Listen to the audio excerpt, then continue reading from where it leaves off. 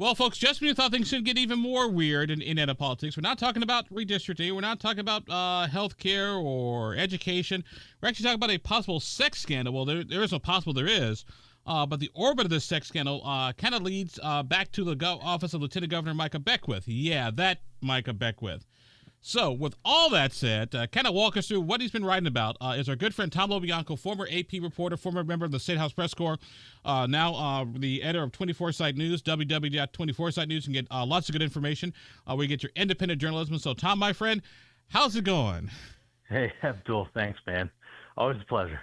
Yeah, so let's go ahead and get started here with this conversation. And by the way, we just want to warn folks right now, not that you have your kids listening to our podcast or radio program, but you may want to just say, hey, kids, go outside for a few minutes. So just an FYI. Yeah. So, Tom, give in a nutshell, tell us what you've been writing on for the past couple of days. Man, let me rewind here a little bit, even before that.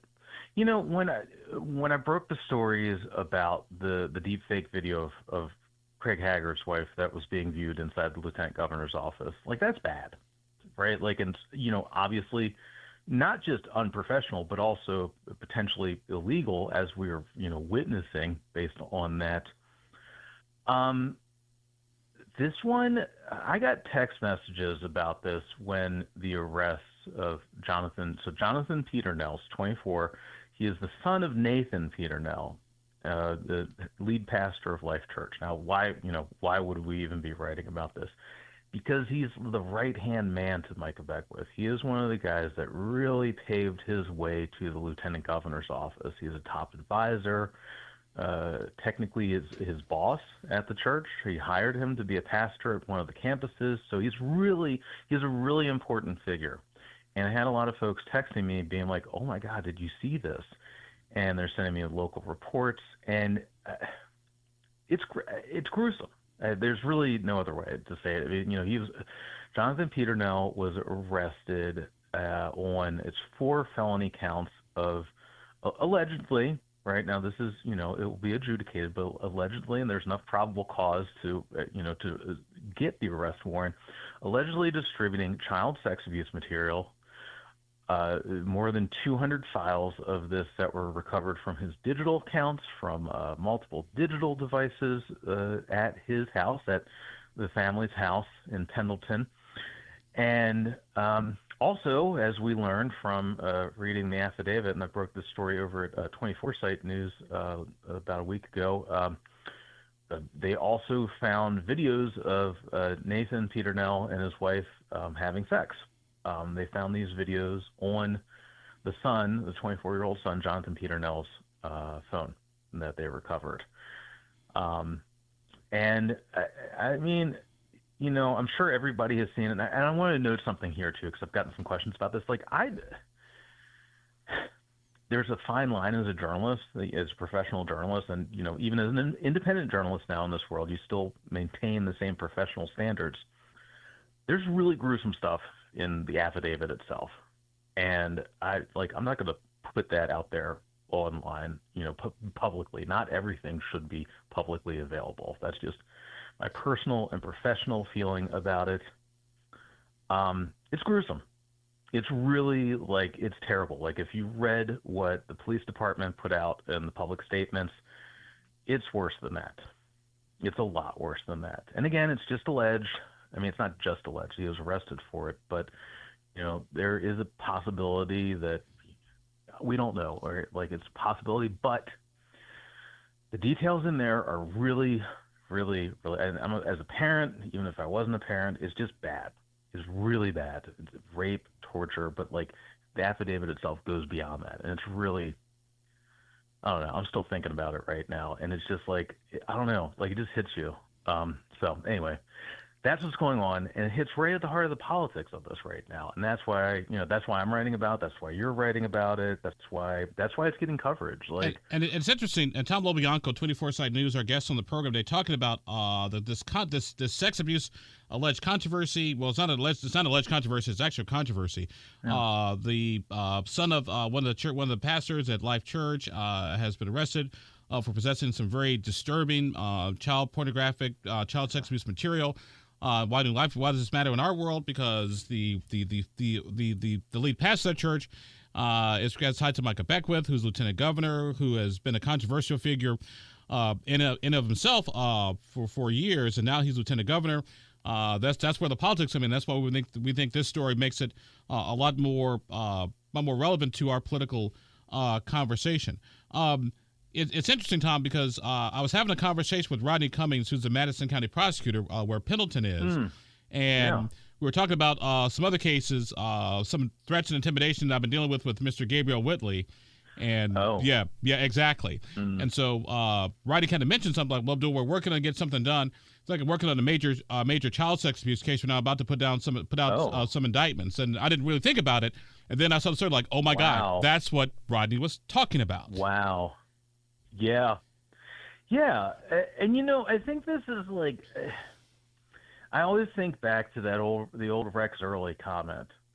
There's hypocrisy and then there's hypocrisy. I mean, this is why the Epstein files as a story is just sticks. Constantly people want to know what the heck is going on, regardless of your ideology or political affiliation. Because for many years, and this is something that you pointed out, you wrote about this, that, especially during the Fishers, the book battle, when Beckwith was on the library board, and they were fighting over moving the books, the allegation was these books are groomers, which is the shorthand used to say child sex trafficking. Well, 2 years later, now we have, according to the court documents and based on this arrest, the son of one of the key figures in that world of trying to allegedly stop child sex trafficking. Apparently the son was moving videos of these horrific videos of children being child sex trafficked. And that's why we're writing about it, in addition to so many other reasons. And, it's disturbing. I mean, like, I used to say that, like, I've been covering politics for 25 years, and I used to think, like, cover politics, go to government meetings, you write about, like, the new water treatment plant, the state budget, whatever. I've never spent so much time in my career covering criminal cases in this current era of politics. And because there's that much more of it, I don't know, it's just very astounding to me. As I used to joke, let's say, I'm from Illinois, I've seen basically everything until today. Yes. Yes. All I could say was just like, wow. Actually, I used another three-letter word for something else, but WOW, but you know what I'm getting at, my friend. Yes. Exactly. Yeah. Our guest on the program today is Tom LoBianco. Tom, former State House reporter, good guy, good friend, now writes for 24 Site News. He's the editor and publisher of 24 Site News. Good piece of independent journalism, so I think you should get on his regular feed to get his stories. We're talking about Jonathan Peternell, who is the son of Nathan Peternell, who has ties with Micah Beckwith, lieutenant governor, and his orbit. The younger Peternell, accused of possessing child sex abuse pornography and just doing some really weird, very uncomfortable, very awkward type things, to put it mildly. Now, Tom, I know when the story broke, and we posted it on our social media traffic. And by the way, thank you for our highlights. We really do appreciate it. So you've been great for business. So thank you, my friend. Of course. The one thing, the pushback was, well, how can you blame Nathan Peternell or Micah Beckwith? This is the kid's a grown person, blah blah blah blah. Parents can be responsible for their own children. How do you respond to that sort of criticism on that particular angle of the story? I hear that, and I understand that. Look, as a news professional, it's my news judgment is why write about this is because it's the family of it's a very politically connected family, and if the name Peternell probably is not as well known as some legends in Indiana politics like Bai, Lugar, Daniels, you name it, but it's a rising political family, so it's very important to write about. And then why keep on writing about it? Well, as you find out in the court records, and this is something I talked to somebody at Life Church who was really angry about this, and I'm going to protect my sources on this, but they're really angry about this because Nathan Peternell learned about this investigation on September 10th, and his son Jonathan was arrested on, I think it was October 24th, so 6 weeks later. It was not news to Nathan Peternell. He found out about this because the police conducted the search warrant at their home, at their house. That's right, because he was. Because I want to say he was there when the police showed up. Yes, he was there. Nathan Peternell answered the door with Jonathan Peternell.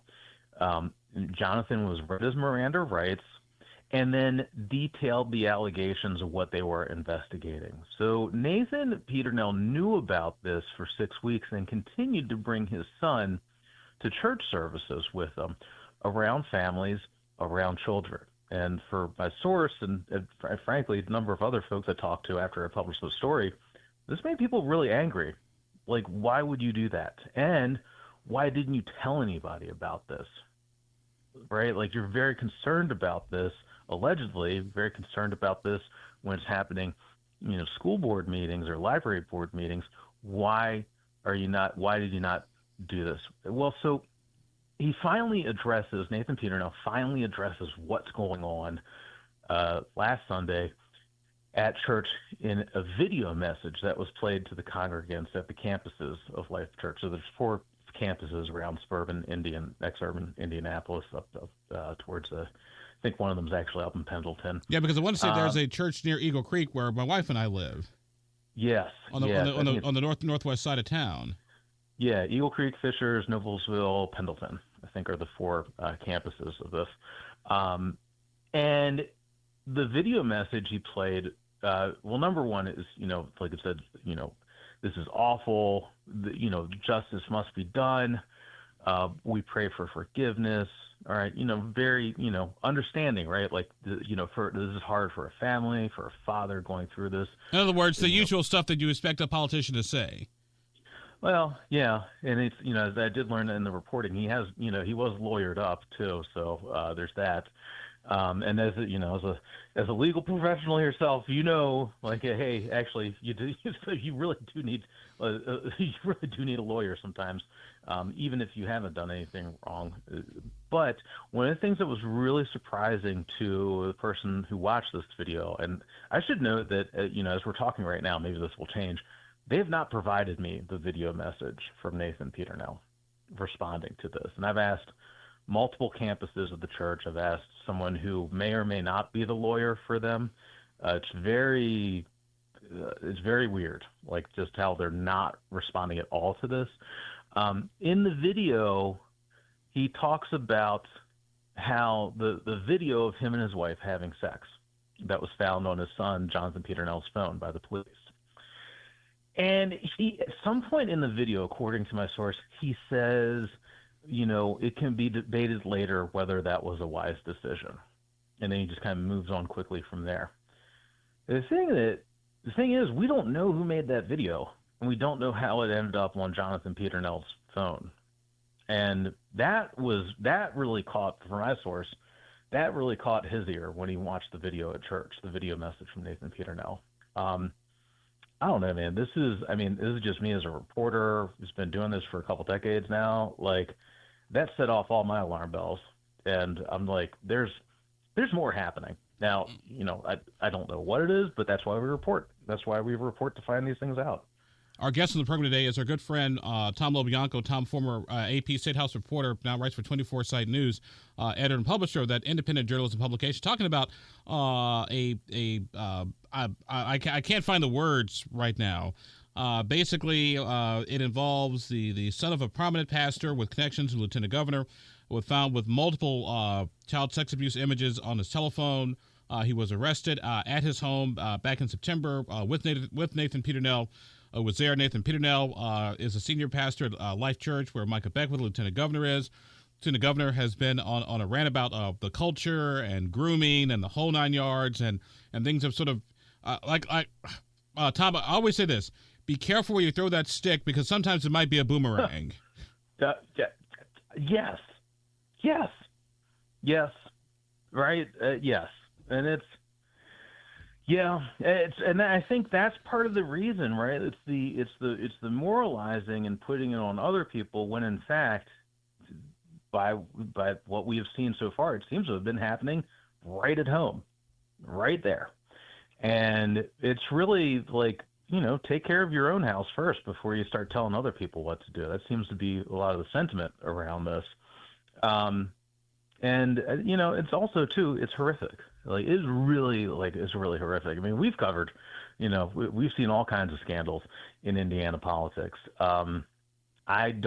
I'm trying to think. I'm just racking my brain right now. I would say the only scandal that maybe is in like the same galaxy as this one was the Curtis Hill scandal back when in the bar and having a couple drinks and put his hand on the back of a couple of women's dresses and that whole thing.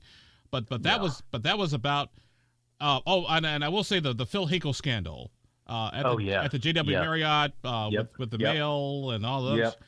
Yep. But that's and then we always heard stories around the state house about ex lawmaker doing XYZ things that ex lawmaker shouldn't have been doing with a male or female, but nothing quite like this. That's it. That is exactly it. Well, yeah, well put, man. Like this is why we do journalism. Like talk through, guys. This is like for your audience, guys. This is our therapy, like a newsroom. Yeah, right. Seriously, dear God. Yeah, we look at this crap so you don't have to. Pardon my French. I know we're I think that word, the C word's okay, but I'm not going to go any further than that. We look at this stuff so you don't have to, and this is like a newsroom conversation, right? Like this is how we go through the process of like, okay, is this reportable? What is reportable? Should we report it? What is the news value of people knowing this? I really I remember all like, the old joke used to be that. And maybe he'll do it at some point. Jim Shella, when he was at Wish, always used to joke that whenever he hung it up, he was going to put together that amazing sex book about all the fabled stories of what all the sex scandals that really happened at the Indiana State House. Yeah, I think the title of the book was going to be Not in the State House. And for context, like this is dark. This is like dark in a way that I have not. I had to cover, something back in so this is probably like 13 years ago.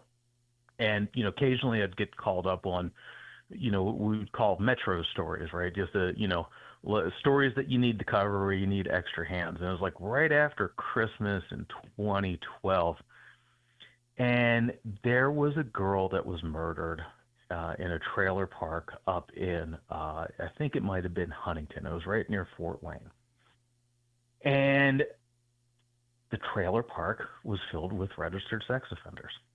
And I remember, I remember like reading it, and I'm not a cops reporter. And I got a lot of respect for the people that do this constantly. They report on courts, they report on this. I had Tara Paul Mary on like a podcast, like a month or two ago about her reporting traveling the country with Virginia Giuffre, knocking on the doors of the people that witnessed the sex abuse that Epstein did to Giuffre. And it's powerful. But as a human, it hurts. And I don't know, man, like I just haven't. I've read that probable cause affidavit, and it's like I suppressed it because when I read that whatever the court documents were, I can't remember exactly. It probably was probable cause affidavit. Or, actually, you know what? No, I remember now. It was the suspect gave his testimony. He admitted to it when they found him, and it was terrible. I'm not going to detail how the girl was killed. It was awful. Some of you folks might remember it if you've been around for a minute. And he admitted to it, and they brought us out the court document, the charge. I guess it was the charging document with the details of it. And I cried. It was horrific to see. And so I got a lot of respect for the people that face this. and the other reporters, the people in court, cops who like they go into the muck so to handle this stuff, and it's really hard to see. It's really, yeah, it's just really. Oh yeah, my friend, trust me, you don't have to tell me. Our guest on the program today is Tom LoBianco. Tom, former AP reporter of the State House, known him for years. Now writes for 24 Site News, editor and publisher. He's written an interesting, to say the least, interesting story about the son of Jonathan Patel, son Jonathan Purtnell. I'm sorry about that. He is the son of Nathan Purtnell, who was a senior pastor at Life Church with Micah Beckwith. And so because of the lieutenant governor's association with all this, this is why we're actually talking about this from a political perspective. Yeah. Unfortunately, before we can talk about the politics, unfortunately, we have to discuss some of the very disturbing things that have been in that probable cause affidavit. And by the way, I've always been a believer in give people all the facts, let them make up their own minds. So if you want to see it, you can go to mycase.gov, type in Purtnell, and everything is right there. Let's go back to the reaction from the church members. How have they reacted? Sure. How have they taken all this? Well, I mean, look, one person in particular who I've talked to about this has been angry, just really angry. It feels like a betrayal of trust. And there's a lot of conflicting sentiments there too, because on the one hand, there's Nathan Peternell who's trying to look out for his family, but his family, in this case, Jonathan Peternell, according to the charging documents, was doing evil things, and it's very, it's a range of emotions that come in there. But I think the anger and the disappointment comes in realizing that Nathan Peternell knew about this for 6 weeks and didn't allow the son to come around other families and children, knowing that, based credible evidence that the police were investigating, which turned out to be very credible evidence, that he was trafficking in child sex abuse material. And it's creepy. And it doesn't, and you lose that trust. And I think that's that's the emotional sentiment that I've heard about it. Now, I should note too, look, I mean, I read a lot of the posts on Facebook. There have been multiple cases of child sex abuse, often stemming from it. And unfortunately, it does not know any religion or denomination. It just happens. I mean, the Indianapolis Star did amazing work. Marissa Kwiatkowski, back in the day, about a decade ago, uncovering what Larry Nassar was doing to the gymnast. It was terrible. It was great. It doesn't know boundaries. It doesn't know. I was texting with the source about this, why, and they were kind of going after the Life Church, which is associated with the Assemblies of God, is the Pentecostal, loosely Pentecostal, like the official Pentecostal denomination, if there's such a thing, and was saying hey, God, why does this always happen with Pentecostals? I was like, hey, I'm Roman Catholic, that's it happens all over the place, and I'm a father. And I worry about this, and I don't know. It takes vigilance. That's why I do this. You know what, man? Why stare into it? This is why. Because it takes vigilance, and the only way to know is if we put it out there in public and people deal with it. And dark stuff going on. We are continuing our conversation with Tom LoBianco. Tom LoBianco is with 24 Site News. He's written an expose about things related to the Lieutenant Governor's office, Micah Beckwith, his lead pastor at Life Church, Nathan Purtnell. His son, Jonathan Purtnell, has been arrested and charged with at least 4 counts of felony criminal sex abuse, basically sharing rather disturbing photographs of I just can't find the words, folks. I just cannot find the words. And Tom LoBianco has been at the forefront of this. and he's written about it at 24 News. We've picked up some of it at indypolitics.org. Tom, what does it tell you about? There's some. I mean, how can I say this? Mm-hmm. With the Lieutenant Governor Micah Beckwith, this is not the first time that a sex-type scandal thing has entered into his sphere of influence, his orbit, because we had the fake AI porn video of Craig Haggard and his wife topless at a fundraising event for mental health. Now we got this. Now, and by the way, we'll make it perfectly clear that Micah Beckwith has not been accused or charged with anything. We'll make that absolutely perfectly clear. Right. However, my thing, it's like my brother and his fourth wife. At what point are you the problem? Right. Yeah, it seems to circle around him quite a bit. I mean, as I noted in one of the first stories I wrote about the child sex abuse arrest of Jonathan Peternell was, in his court appearance, he said that, I mean, like, I couldn't believe it. Like, I was just flummoxed by this. He said in the court paper that he was planning to keep as his attorney somebody else from the church who was, again, very close with Micah Beckwith, works for Micah Beckwith, Devin Norrick, the lawyer for a lieutenant governor's office on contract, who, according to my reporting, is one of the two people that was viewing the deep fake porn in Beckwith's office. Now, I should note, Beckwith denies this happened. Devin Norrick has not said anything about it. Beckwith has repeatedly denied that it happened. And it's like, I look at that and I'm like, where's this?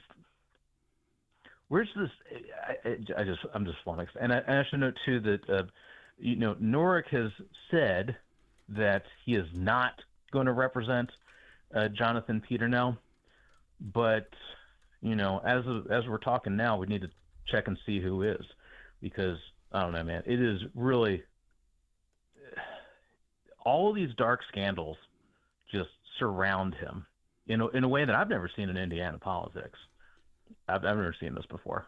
Exactly. And the other thing too that just sort of surprised me in all this is, it's like, and it is one thing to it's one thing to have your can caught the cookie jar. Okay, that's it. Sure. I expect that. I'm from Illinois. If you're not caught stealing, you're not doing it right.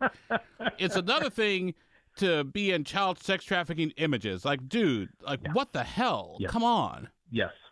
This is like, right? Like, this is not, playing favorites with contracts. Okay? This is not even close to that. It is really astounding. And, folks have made this point before, and, if you're the leader. Now, the lieutenant governor office, I mean, I've never spent so much time paying attention to a single lieutenant governor in my entire life. And I've been covering politics for 25 years. like it's insane. But when the principal, the person running the office, is not running the show, or potentially, encouraging the bad behavior, then it creates problems. It creates a lot of problems. And this is a repeated critique that you have heard. And, frankly, a lot of people behind the scenes being like, they cannot believe that they're dealing with this. And frankly, I've said this to a number of folks. I said, well, the reason that anybody is dealing with this is because nobody is dealing with this. Exactly. And the other part of this equation too that I have to remind folks about is, number one, when you make a living and make your money pointing off other people's moral shortcomings, okay, that's fine, but eventually it's going to catch up with you, plain and simple. Yeah. So it's really, look, I'm covering it. It's a criminal case. I mean, this is going to be one of the most astounding criminal cases. And I still have so many questions. Like, all right, why were there videos of one of Beckwith's top advisors, his boss at the church, the pastor at a church? Why were there videos of him and his wife having sex? Now, on that one, my thing is this. What consenting adults do in the privacy of their own home is their own business. Sure. You want to, get in the Vietnamese spin chair and do whatever, knock yourself out. However, when you make a living, point out other people's moral shortcomings, you got to be ready to deal with it.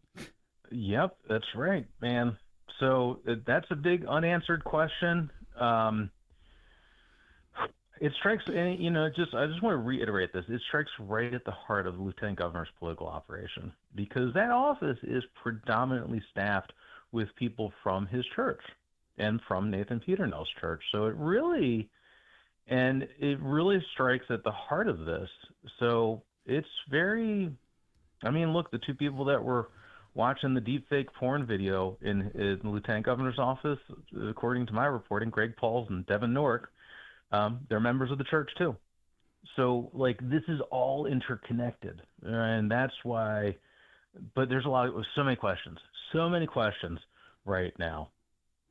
My friend, we got a few minutes left here. So let's switch gears and look at this from a purely political perspective. Yes.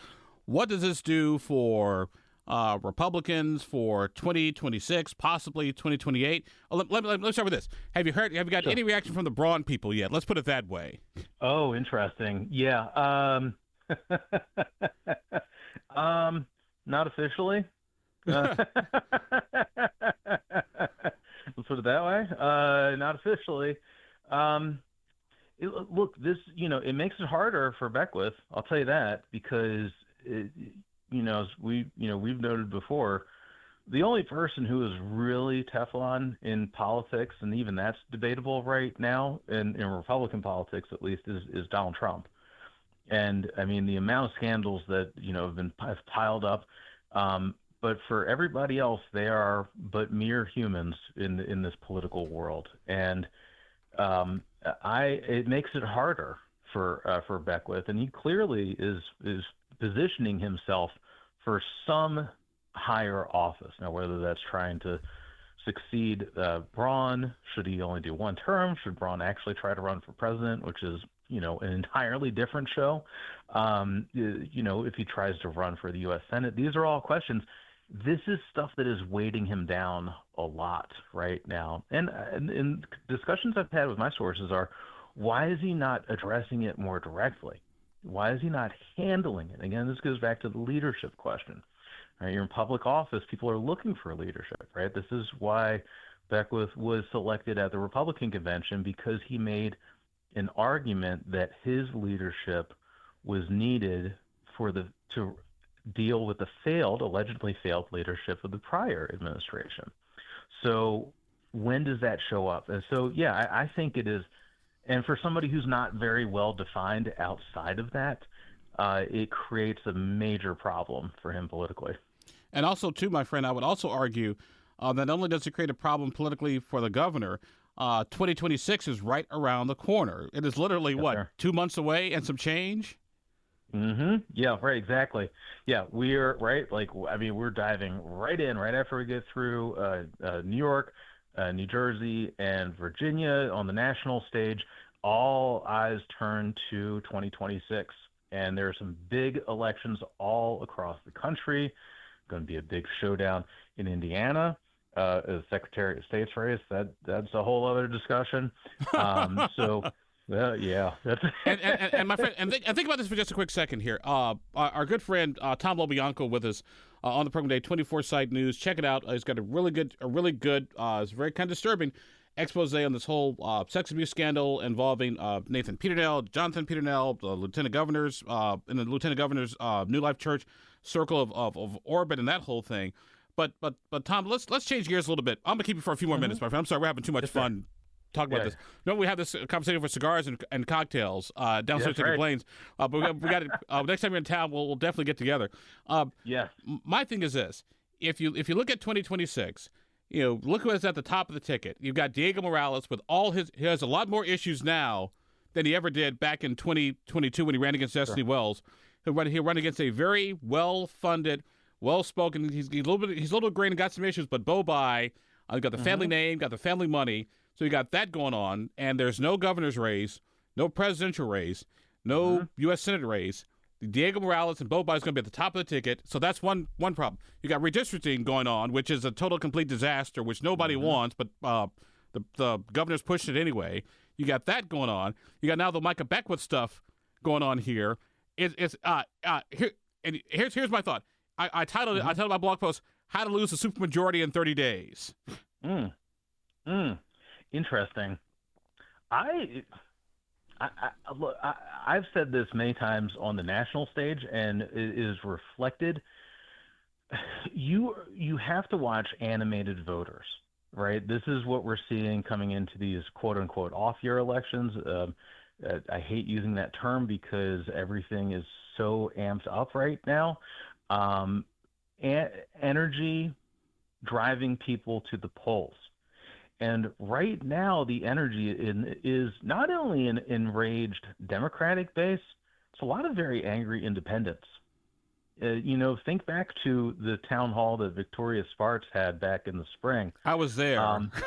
Oh, yeah, right? So, dude, that was not, Antifa or radical jihadists or whatever. Those are soccer moms. These are soccer moms, and these are older, middle-aged Hamilton County Republicans. Yes. So that level of rage, right?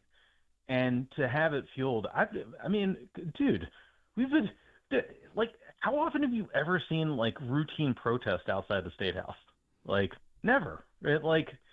But it happens all the time now. So that level of energy could become problematic. Now, would it eliminate a supermajority potentially in the House? I mean, what is it, 67 right now out of 100? My friend, I would argue right now that if you were asking me this, I would say maybe a month ago, I said, anything in politics is possible. So that's always the caveat. Anything can happen. We've seen, you and I both been in this business long enough to see anything happen on occasion.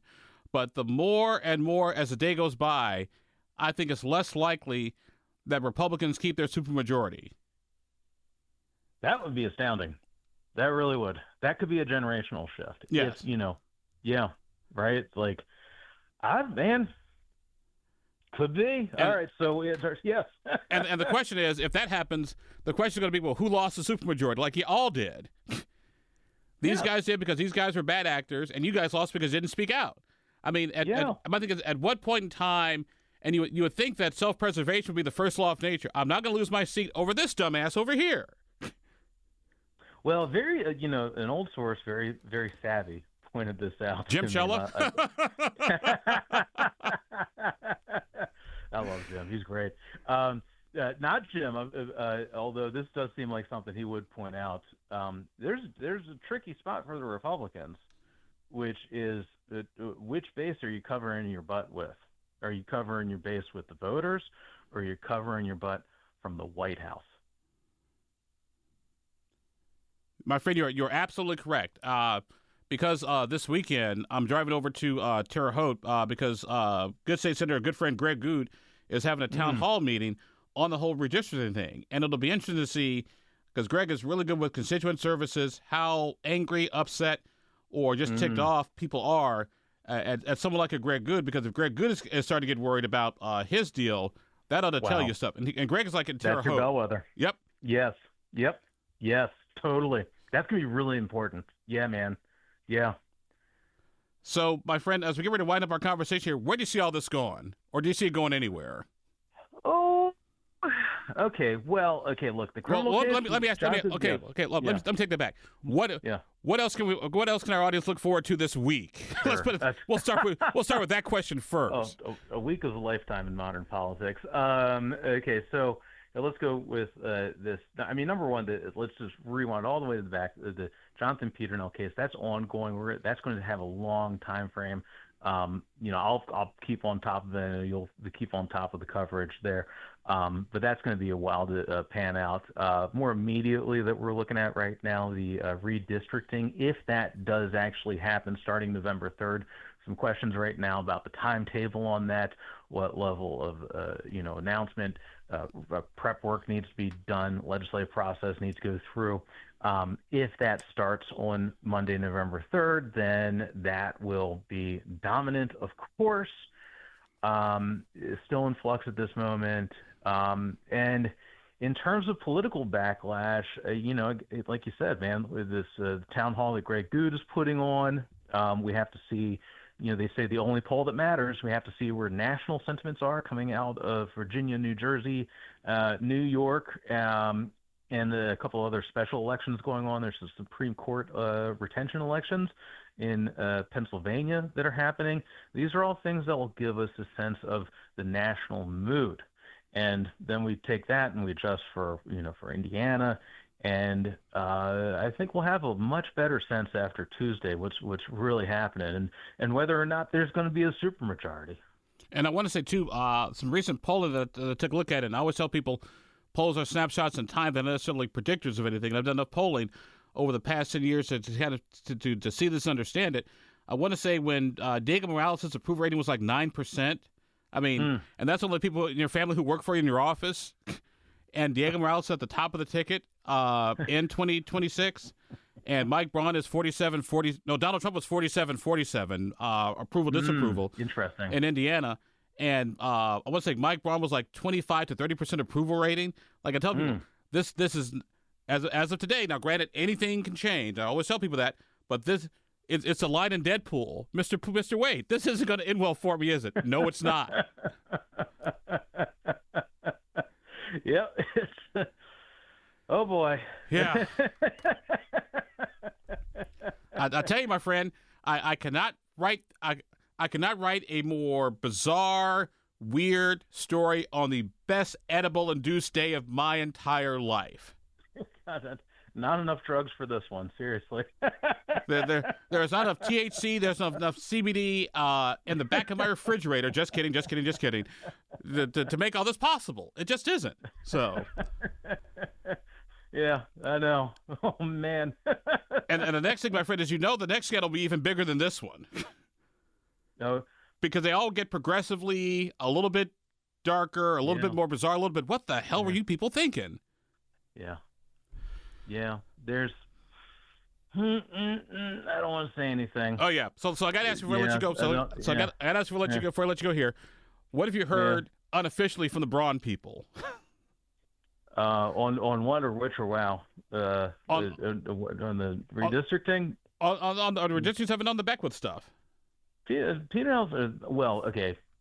Broadly speaking, not specifically to the child sex abuse material, but broadly speaking with regards to Beckwith, is the sense seems to be try to ignore and maybe it will go away. Which, yeah. Yeah, because that always works so well. Yeah, so, I will say that he does seem to be,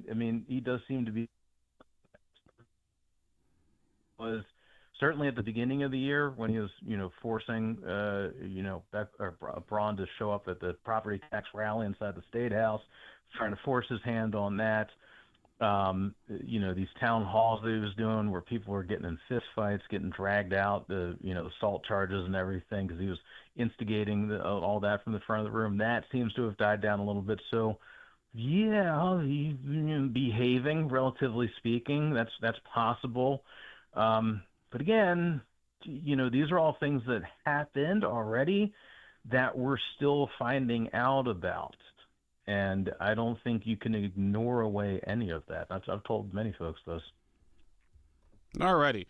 Well, our guest on the program today has been our good friend Tom LoBianco. I always enjoy talking to Tom, even if it is kind of dark and creepy stuff here. Oh, man. And like I said, folks, if you want to read this, it's at mycase.gov. Just type in Nathan Purdnell, and it will all come up. All I would just caution you, don't look at it at work because you may it's definitely not safe, not sufficient for work. And if you have not that your small kids would be concerned about what's in a MyCase lawsuit file, but just be aware of your surroundings. Let's put it that way when you read this stuff, or if you decide to read it. So, my free lawyerly advice for today. So. That's right. All right, Tom, my friend, we appreciate you as always, old friend. Thank you very much for being with us. We will talk to you soon, buddy. Awesome. Thanks, Abdul. We'll see you.